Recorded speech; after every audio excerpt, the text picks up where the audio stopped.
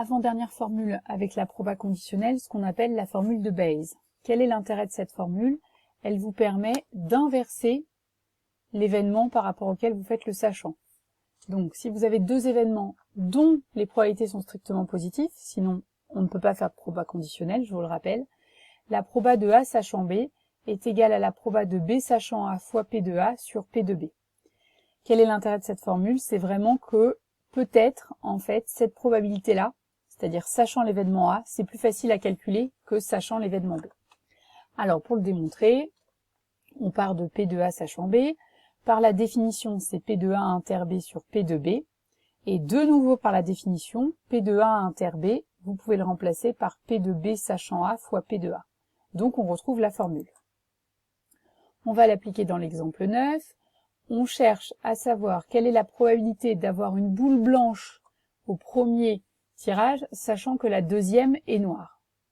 Alors cette proba en pratique, elle est un peu bizarre, parce qu'on se demande, c'est bizarre de vouloir le premier événement sachant le deuxième, mais bon, pourquoi pas.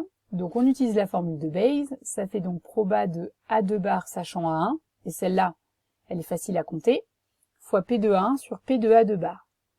Alors, P de A, on l'a déjà calculé, c'est 4 septièmes. P de A2 bar, pareil, je vous renvoie au calcul qu'on a fait précédemment, ça fait 3 septièmes. Et P de A2 bar sachant A1, c'est la proba, sachant que j'ai déjà pioché une boule blanche. Donc, il ne reste plus que 6 boules dans l'urne, dont 3 qui sont blanches et 3 qui sont noires.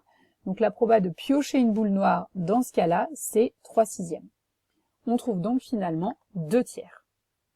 On utilise cette formule, on le verra je pense dans les exercices, pour calculer par exemple quelle est la proba que j'ai une certaine maladie sachant que le test est positif. Alors là c'est typiquement dans le thème de la semaine, mais vous imaginez parce que on connaît souvent les probas de quelle est la proba que le test soit positif sachant que j'ai la maladie, donc on peut inverser les probas.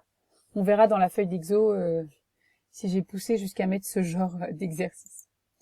Dernière formule sur la proba conditionnelle, une généralisation de la formule précédente. Donc, on se fixe un système complet d'événements qui ont tous une proba strictement positive, toujours pour pouvoir faire des probas conditionnelles, et un événement B, de nouveau de probabilité positive. Alors, la proba de AJ sachant B, c'est la proba de B sachant AJ fois P de AJ sur la somme pour I allant de 1 à n des P de B sachant AI fois P de AI.